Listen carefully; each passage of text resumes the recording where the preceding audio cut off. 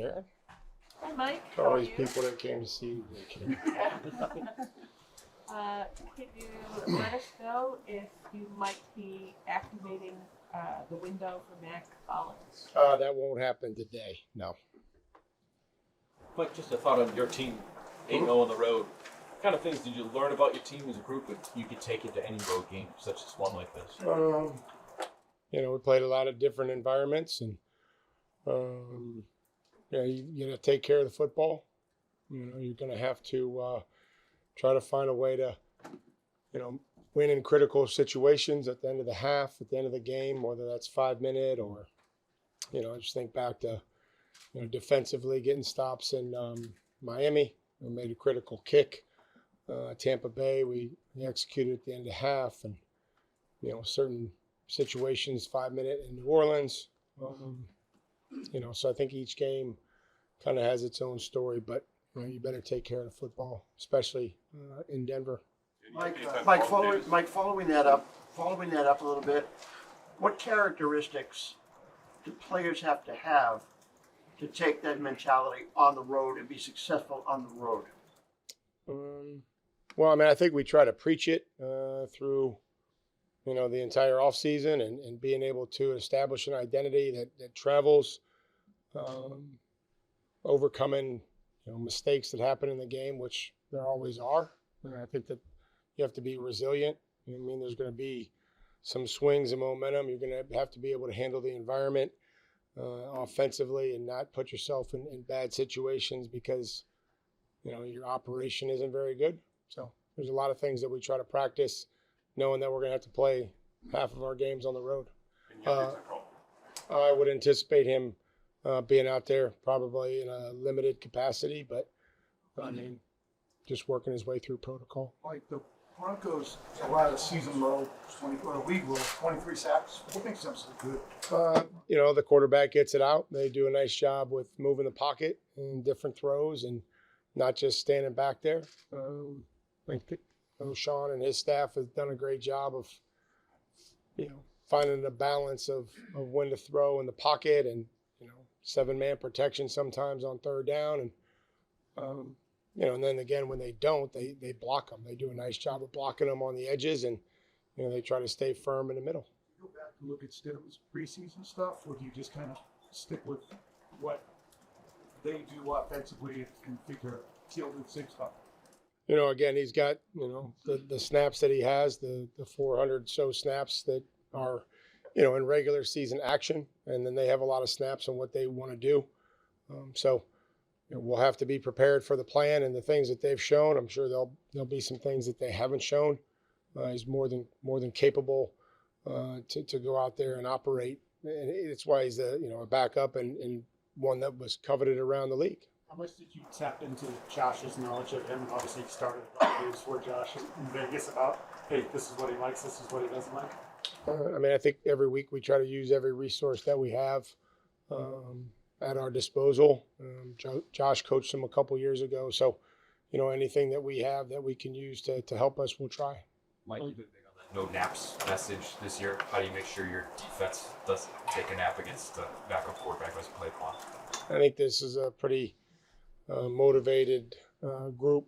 I just think to try to continue to play together with the speed that they have the last couple weeks, and I'm confident that they'll remain excited and ready to go. Mike, you brought in Ashton Grant for this season as your quarterbacks coach. I'm wondering what you've seen from him, how he's developed Drake, and did you cross paths with him in Cleveland last year? I worked with Ashton in Cleveland. I've got to evaluate him every day and what he did in Cleveland. And, I think it's a good balance between him and Josh, and Josh was really excited for us to be able to add. Ashton was in on those interview processes that we had for the quarterback coach. And, I think Ashton really fit his vision that he had. First year in the system, it's going to be, Josh is going to have a heavy role in that. But also, I'll go in there and Ashton will be meeting with these guys situationally. And, I think it is a good balance between him and Josh and how long Josh has done it and maybe the newness and the youngness of Ashton is a nice little balance. Mike, Mac Hollins practice today? No, I would not anticipate. Karen, you just have to talk louder so they hear your question. I would not anticipate Mac being out there. Mike, you're not afraid to jump in drills from time to time with the guys. Is there a part of you as a player who's played in big games like this? Is there a part of you that deep down misses the physicality of the sport? Nope. Nope. Every day I wake up, I'm glad that I don't have to practice or play. Mike, considering going back to Milt Williams, the decision to sign him, identifying him as a potential main piece here in the defense, can you talk about that early thought of going after him, and then now that he's been here, I'm assuming he's met all expectations, if not more. Again, you try to, free agency is always funny. We knew we needed to supplement the roster and targeted some guys, got some guys, didn't get some guys. And, was excited to add Milt, the person, quality person. And, I think the play speaks for itself. We have high expectations for everybody, but certainly Milt. And, it's good to have him back out there, and it's helped in a lot of phases, a lot of areas in the run game. It had some really nice plays last week and affecting the quarterback. And we talked about on the interception return that his push kind of started it, knocking the guy back into the tight end. So, we'll need everybody, including Milt. We'll need their best efforts this week. And, again, that's kind of where it went last year. And, you target guys, and some guys you get, some guys you don't. Mike, when you're dealing with rookies and younger players who maybe aren't used to the bright lights of the stage of an AFC championship, how do you prepare them? Do you rely on some veterans to talk with younger guys? I mean, they're 2 more games experienced in the playoffs than they were 2 weeks ago. So, just try to play well and prepare and enjoy it. Mike, is there anything different that you're doing here turnovers. this week, preparing for the altitude, and as it pertains to special teams as well? Anything that changes your game plan heading into Sunday? Well, I'm sure we'll have to figure out how far Andy can kick with the altitude, and then, just being good with where we're going to put the kickoffs. And, Marcus is going to have to adjust where he aligns based on where the ball travels. And, but I'm confident that everybody's going to be ready to go. And, hopefully we can force him to punt and give Marcus some opportunities. Loud enough amount. For Drake, in these last 2 games, he's had a few turnovers. How do you go about just addressing that with him and working on ball security, especially against now facing Denver? Same way I do all the time. So just, we have to be able to not get careless with the football. We can't be reckless. And a lot of it is operation. I mean, we had 2 turnovers where, we all weren't on the same page. And not only is it, that's, you could have a negative play if you don't have everybody on the same page, but even worse, you lose the football. Or if you don't have somebody on the same page and they blitz, somebody gets hurt. So, those are the things we talk about when we're not on the same page. So I think the operation is going to be critical. Like, understanding every season, every team is different. Are there any lessons you took from 6 years ago leading a team on the road into the AFC Championship game that might help you this week or on Sunday?